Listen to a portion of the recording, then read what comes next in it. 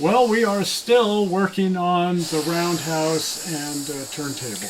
Yes, it's going to be a ponderous job. I've never built anything quite this large. Well, and I've never built anything at all, large or otherwise.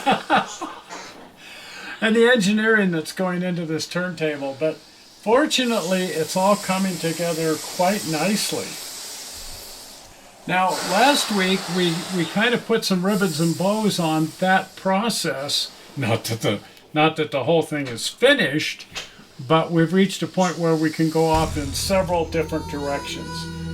Is that a pun? I hadn't thought about that. It's a roundhouse, I guess it's possible. This turntable goes off in a lot of different directions. But at this point, we can either put in ties and track, we can lay out where the roundhouse is going to go. There's just so many different things that we can do because we're sort of at a juncture right now. I'm rather intimidated by a couple of these things.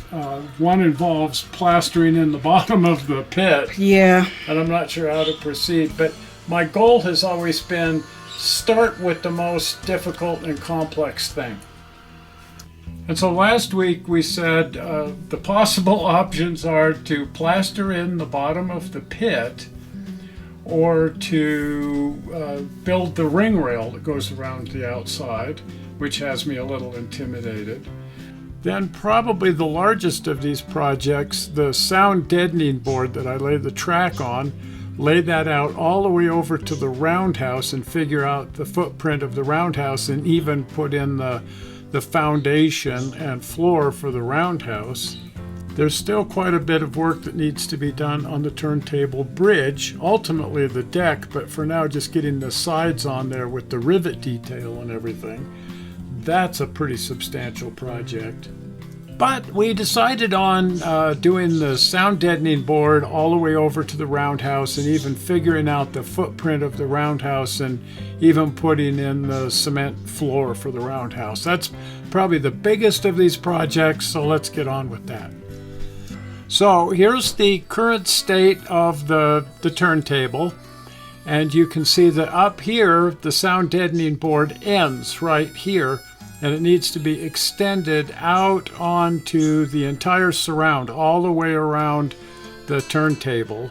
And over here it extends for quite some distance all the way over to the roundhouse, and then the roundhouse floor picks up over there, which will be made out of plywood.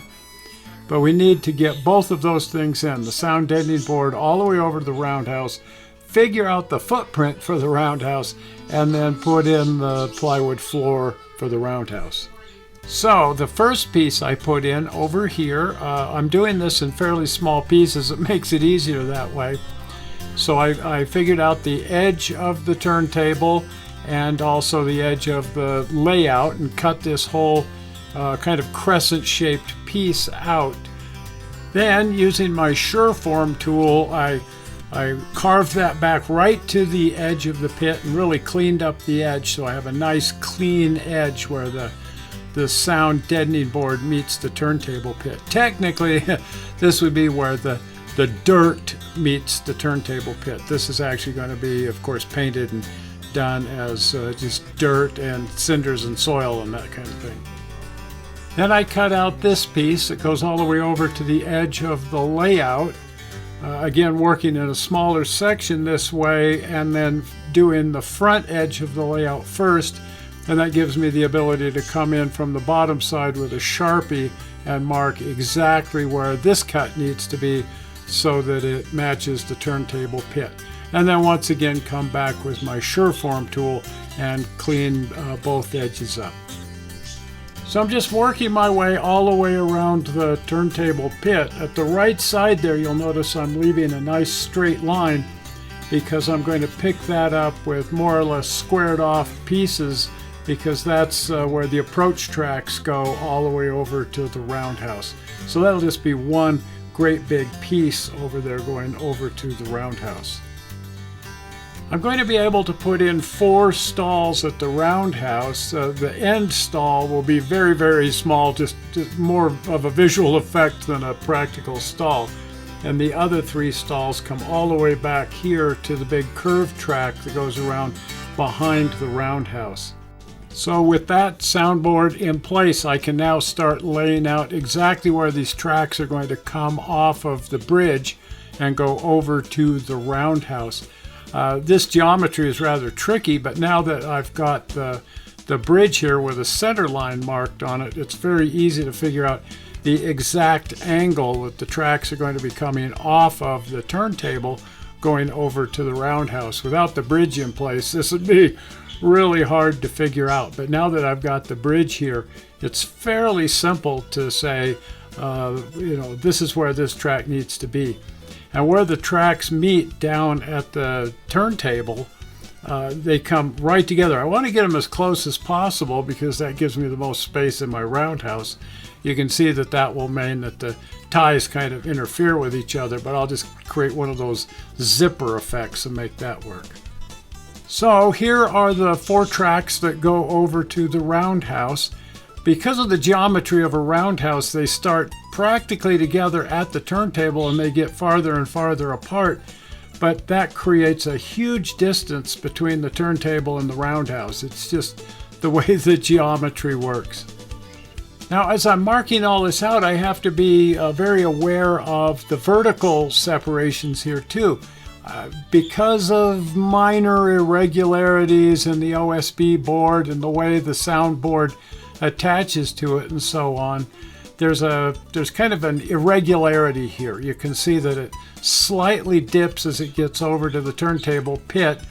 It probably wouldn't hurt anything, but I may as well come in here with my belt sander and just make sure that the soundboard here is completely flat and level relative to the turntable bridge so that there are no little bumps or dips anywhere along here going over to the roundhouse, especially that dip that's right there at the turntable bridge. I want to get rid of that for sure.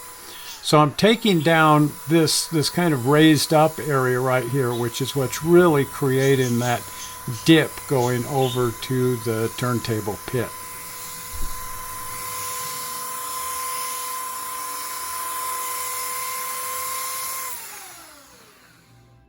So I think at this point I have things pretty much leveled off. So I'm marking my track position back in here where I'm going to be laying the ties. And I think that whole section actually is ready now for me to lay the ties between the turntable pit and the roundhouse. But I don't know where the roundhouse is going to be just yet. So now I need to come over here and start laying out the exact position of the roundhouse. And it's going to be a very irregularly shaped roundhouse because of the curved track behind there. There's several different options. You can see I've marked out a lot of different lines here. This one wall I'm debating. I finally ended up with this line right here. This will be the outside edge, and it cuts right across that 4th stall, making it really, really short. So I need to cut away some of the existing soundboard here because it turns out that the roundhouse extends a little bit farther back this way than I thought it would when I put this soundboard in several years ago when I was building the switching yard over. Gee, it's been a lot of years ago, come to think of it. Anyway, I have to cut some of that away because it's actually extending inside the roundhouse.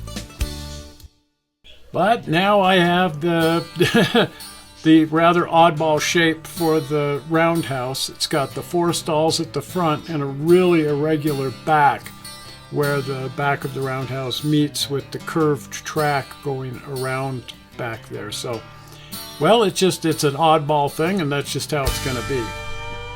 Now, if you saw Tuesday's show, you know that we ran into an unusual problem. This is Dwayne, and he has been making these wonderful things on his CNC router for us. If I do. And he made cutouts for the sides here of the turntable pit, and he also made a cutout for the ring rail so we can use that as a guide to put in the ring rail. And he made for us a curve template. It's very similar to the ring rail template here. but I can use that for checking my 50-inch radius curves. The curve behind the turntable here, behind the roundhouse rather, is a 50-inch radius, which is the tightest radius on the railroad.